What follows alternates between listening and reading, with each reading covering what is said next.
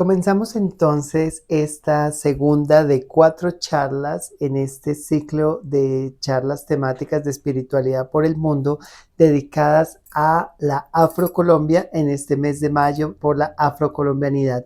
Mi nombre es Jessica Useche y esto es El Tarot de la Capitana y comenzamos entonces con esta charla que está siendo grabada pero también transmitida en vivo para todos nuestros queridos seguidores aquí de YouTube. Así que me perdonan si de pronto ven que mi mirada va para arriba y para abajo, es simplemente porque a veces estoy mirando a la cámara con la que grabo y a veces estoy mirando aquí a la cámara donde de pronto nos dejan algún tipo de comentario o alguna pregunta.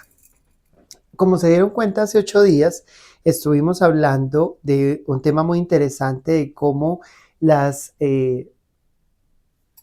comunidades afro llegaron aquí pues bajo unas condiciones establecidas, ¿no? Por el tema de la trata de personas y todo lo que tiene que ver con las personas que fueron condicionadas a la esclavitud, pero ahora vamos a hablar de cómo esa diáspora afro empezó a llegar a otros territorios de nuestra Colombia. Colombia, como les decía en el video anterior, es uno de los pocos países en América del Sur que tiene salida a las dos costas, a la costa del Mar Caribe que conecta con el Océano Atlántico y a la costa del Océano Pacífico. Nuestros primeros puertos fueron los puertos del Mar Caribe porque era por donde llegó Colón a la isla de la Española y que empezó a visitar todas las islas del Caribe y todas las costas de Centro y Suramérica, lo que hoy en día conocemos como Centro y Suramérica. Entonces, una de las primeras ciudades que hubo fue Cartagena y de ahí es de donde sale el tema de San Basilio de Palenque, que es toda esta gente que sale de la trata de personas y se convierten en personas libres, ¿sí? Por el cimarronaje. Pero obviamente Cartagena no era un lugar donde hubiera, digamos, las grandes plantaciones o las grandes haciendas. También está todo el tema de lo que había en el interior, y como en el interior hubo este exterminio prácticamente de las etnias locales, ¿sí? O sea, los pueblos originarios mal llamados indígenas, entonces es donde traer a esta fuerza de trabajo de las personas africanas de distintos pueblos, Bantú, Carabalí, Yoruba, Congo, Quimbiza, bueno, todas las etnias que usurparon de sus territorios y los trajeron en viajes transatlánticos. Y entonces al llegar aquí los empezaron a llevar más allá de los puertos de acopio, ya no era solamente la gente que llegaba a Cartagena. Cartagena era el lugar donde se hacía la trata, pero ellos tenían que irse a los cultivos de caña, a los cultivos de algodón, a los cultivos de tabaco, bueno, a todos los cultivos que hubieran, las plantaciones, bueno, todo esto.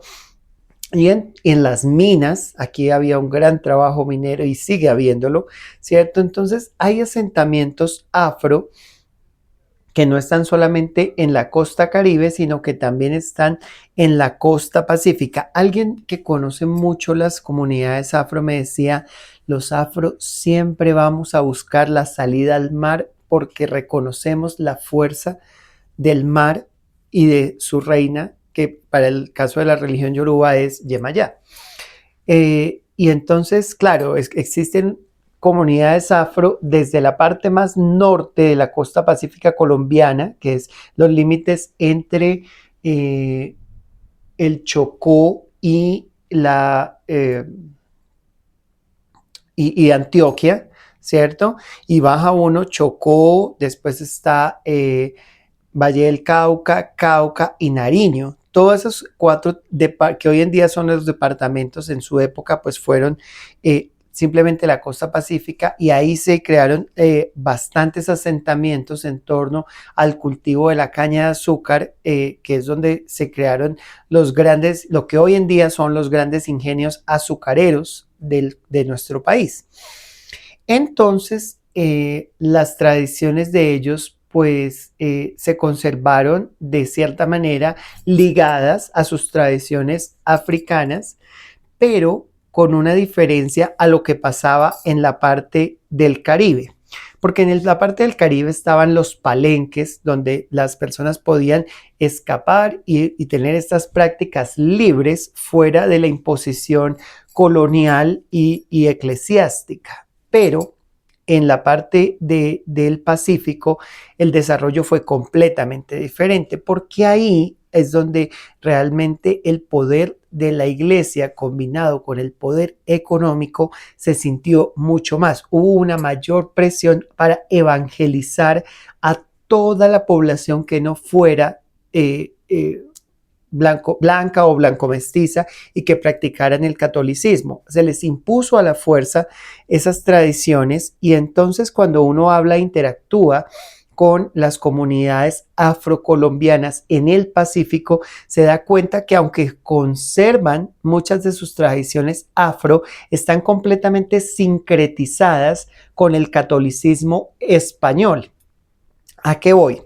A que si hace 8 días estábamos hablando del lumbalú y cómo el lumbalú y sus tambores son una reminiscencia de la cosmovisión bantú, el día de hoy vamos a hablar sobre la práctica de los alabaos, los gualíes y los rituales funerarios del Afro-Pacífico colombiano. Cuando uno escucha por primera vez un alabado, se da cuenta que es un canto responsorial. Y entonces uno, por asociación, diría, esto es como el bullerengue del palenque, que también es responsorial. Que a la final, bullerengue no es lo mismo que el lumbalú, pero el lumbalú toma elementos del bullerengue para desarrollarse, ¿cierto?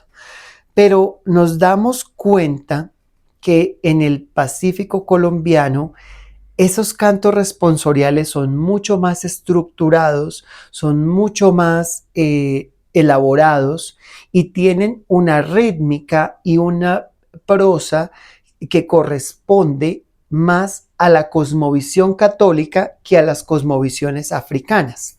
Y entonces es cuando, investigando y haciendo esta labor de memoria histórica, nos damos cuenta que los alabados vienen de la inspiración de lo que eran los cantos gregorianos.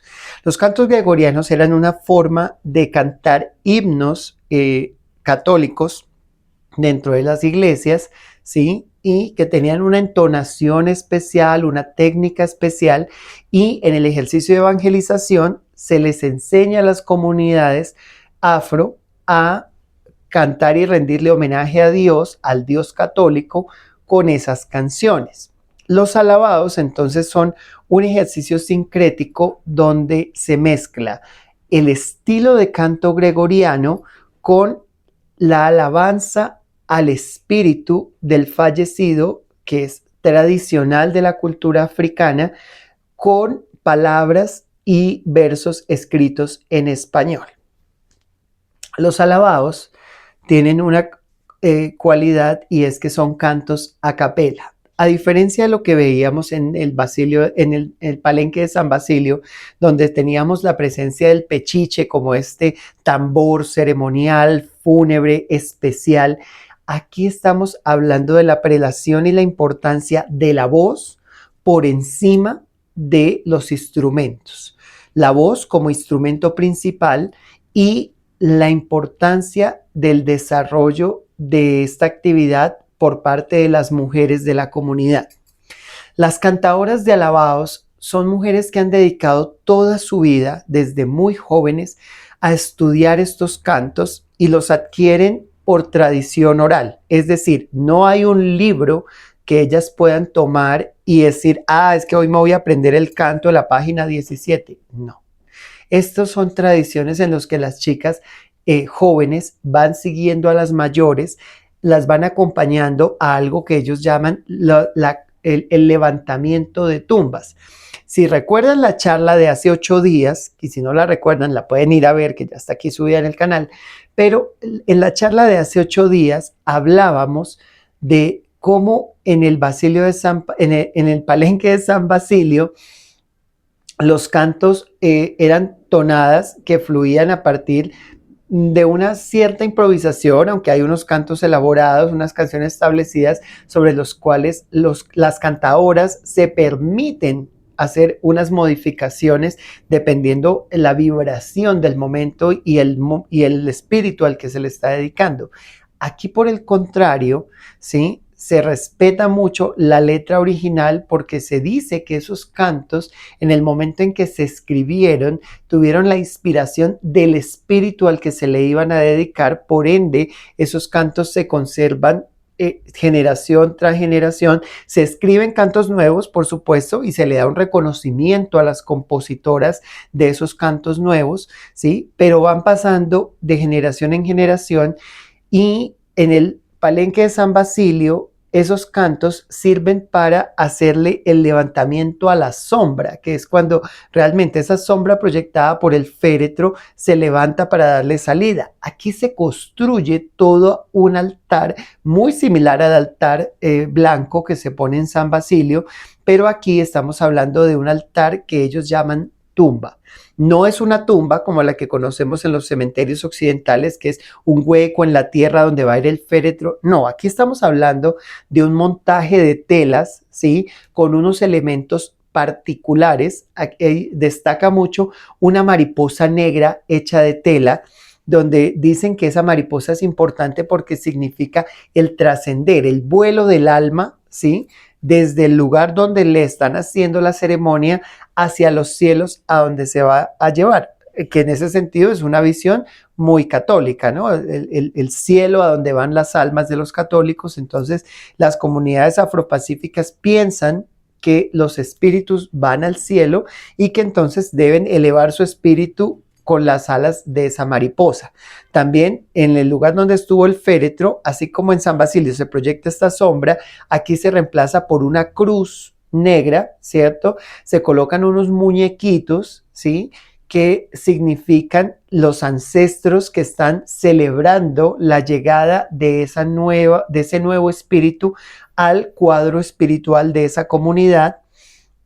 Las telas blancas que conforman el altar, pero que se combinan con otros colores, las ofrendas vegetales, que ya no se limitan a las flores, como pasa en San Basilio de Palenque, sino que en las tumbas del Pacífico colombiano se ponen plantas sembradas en macetas, ¿sí? De una forma en la que reconocen la vida de la planta, no solamente desde su estética, desde su parte ritual, sino que le reconocen su energía renovadora, así como el cuerpo va a la tierra y devuelve sus nutrientes y se realimenta de ellos para renacer como plantas.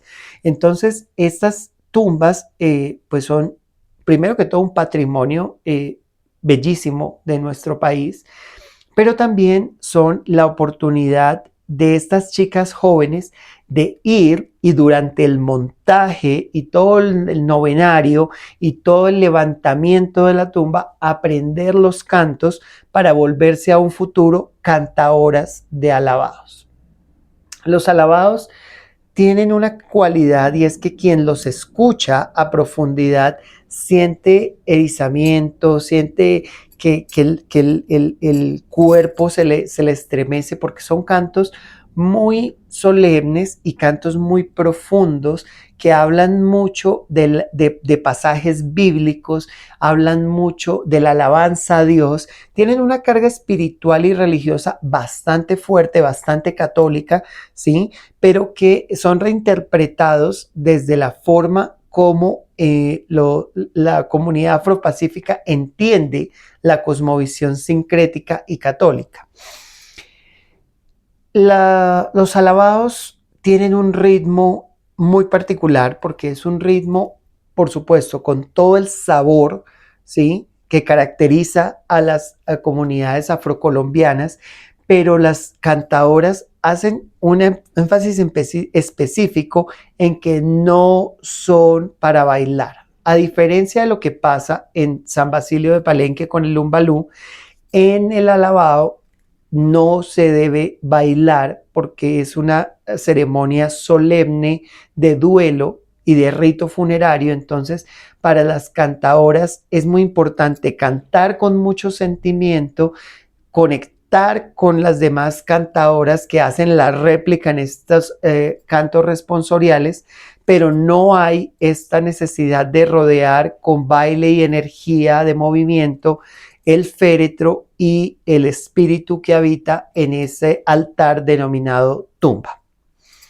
Entonces vemos bastantes diferencias que, como les decía, son diferencias que están dadas por el ejercicio de imposición evangelizador de la colonia española en estos territorios a donde se desplazaron las comunidades africanas traídas en condiciones de trata, que con el tiempo adquirieron una identidad propia como comunidades afrocolombianas y que hoy en día tienen unas prácticas muy propias. Entonces, como se dan cuenta, esto es como un hilo conductor, porque empezamos en el Caribe con Bencos, Biojó, el Palenque, el cimarronaje, el bullerengue, el lumbalú, y ahora vamos hacia el Afropacífico, que es cuando todas las comunidades descienden hacia estos territorios, más que descienden, bajan, ¿sí? de norte a sur a habitar estos territorios, y ahí es donde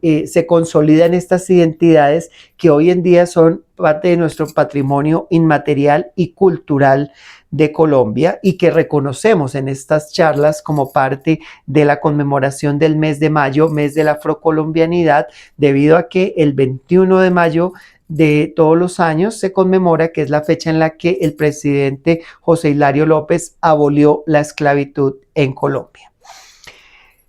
Los alabados son la forma como se conmemora el espíritu de una persona fallecida adulta.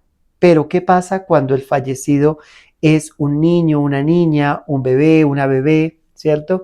Lo veíamos en el Palenque de San Basilio, la diferencia entre el lumbalú y el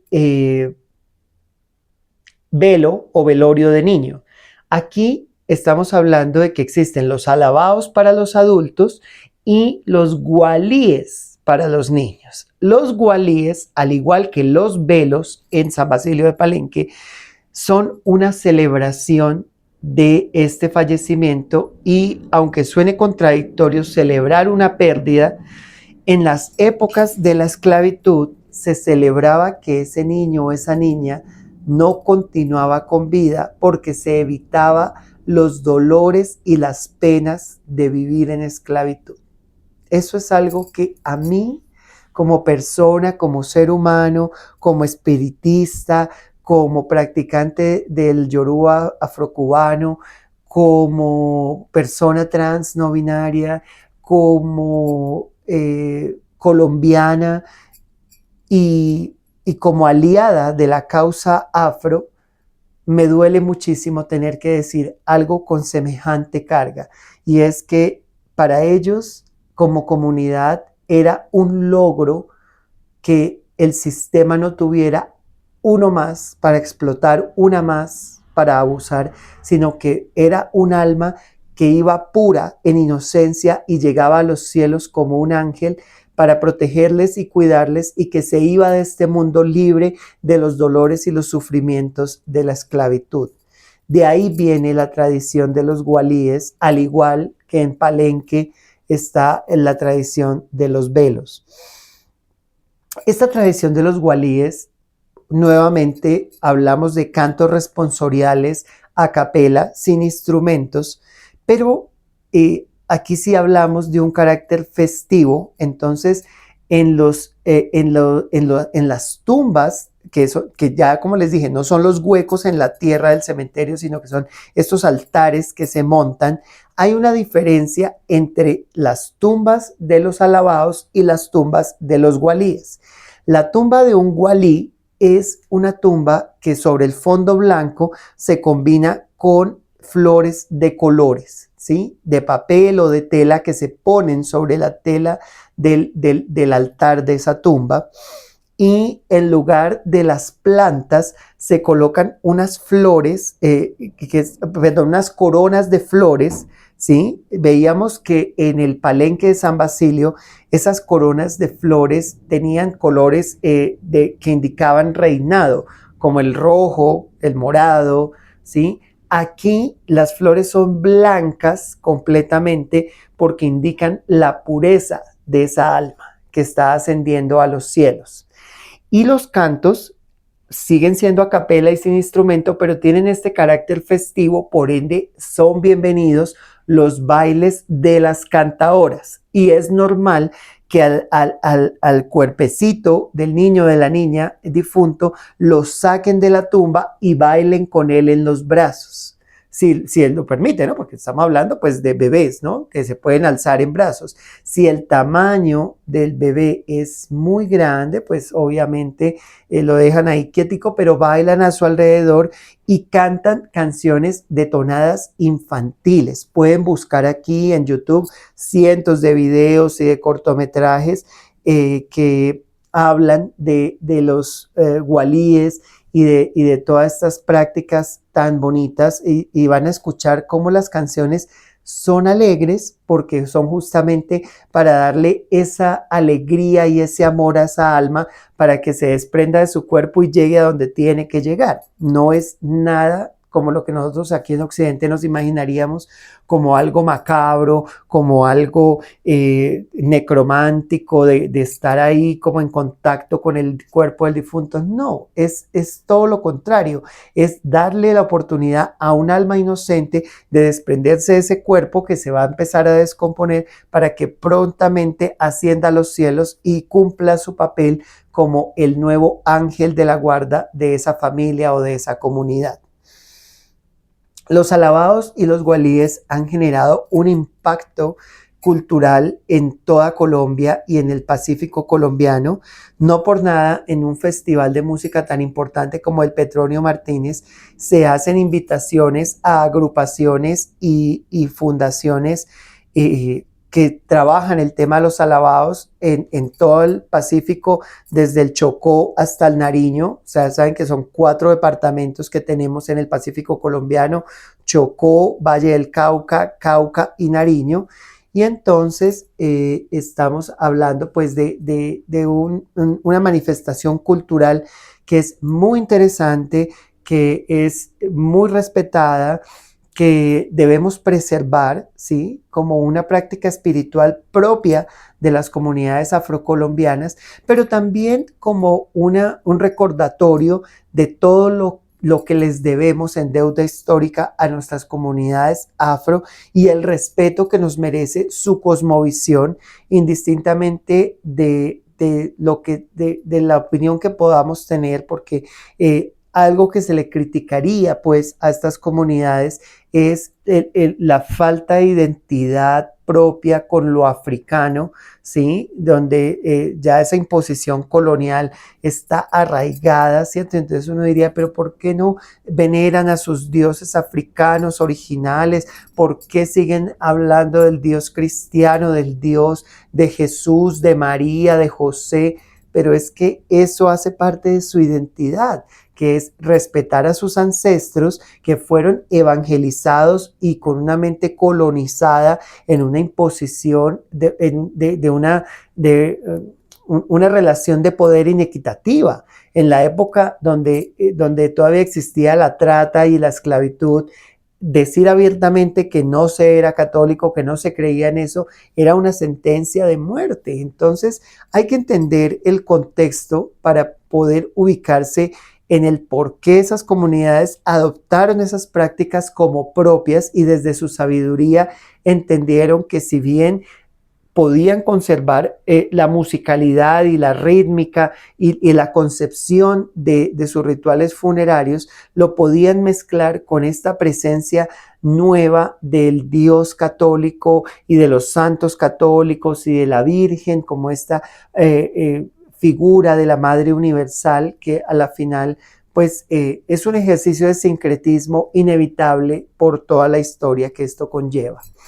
Este es un tema que nos podría llevar durante horas porque tendríamos que hablar mucho más del contexto histórico, de la repercusión que tiene en la cultura, en la música, de todo lo que conlleva el aprendizaje oral para conservar cantos que se escribieron hace siglos y que se siguen cantando de la misma forma y se conservan de generación en generación, y cómo las comunidades han sido resilientes y resistentes para conservar esa herencia cultural a pesar de las dificultades que se les presenta como un reto a estas comunidades en medio de las dificultades económicas, del abandono del gobierno, de muchas cosas. Pero hoy aquí en Espiritualidad por el Mundo, en el Tarot de la Capitana, le hacemos un reconocimiento enorme, enorme, enorme a todas las cantadoras y a todas las agrupaciones de alabados que con su trabajo de conservación y memoria histórica nos han permitido, a quienes no hacemos parte de esas comunidades, pero que sí somos aliados de su causa y que reconocemos en la afrocolombianidad una parte muy importante de la identidad colombiana y latinoamericana. Así que el reconocimiento de verdad desde aquí, desde Bogotá, Colombia, y la invitación a todas las personas que estén viendo esta charla, tanto quienes la están viendo en vivo como quienes la están viendo en diferido aquí grabada en el canal, a que no se queden con lo que yo, persona blanco mestiza, les puedo contar. Busquen todo el material que hay en línea, busquen a todas esas personas que han compartido un poquito de sus saberes, de su música, de sus cantos, y disfrútenlo con respeto, sin apropiación cultural, para que podamos entender que eso también nos pertenece, en el sentido de que esas personas también hacen parte de nuestro país, de nuestro sentir, ¿cierto? Y en la medida en que lo sintamos así de propio, asimismo un día le vamos a poder dar el reconocimiento que se merece, y les vamos a poder pagar una parte de la gran deuda que tenemos, y que definitivamente la primera parte es aceptar que está ahí, ¿sí? Y que nosotros, como personas aliadas de esta causa, tenemos un compromiso sincero, no solamente en conmemorar el mes de la afrocolombianidad o el 21 de mayo, sino en reconocerles como pueblos afrocolombianos y como parte de nuestra herencia cultural, ancestral, musical, gastronómica, etcétera. Por ahora les dejo, espero que hayan disfrutado de esta charla, de esta transmisión. Aquí su amiga Jessica Useche del Tarot de la Capitana. Les mando un beso, un abrazo y hasta el próximo video.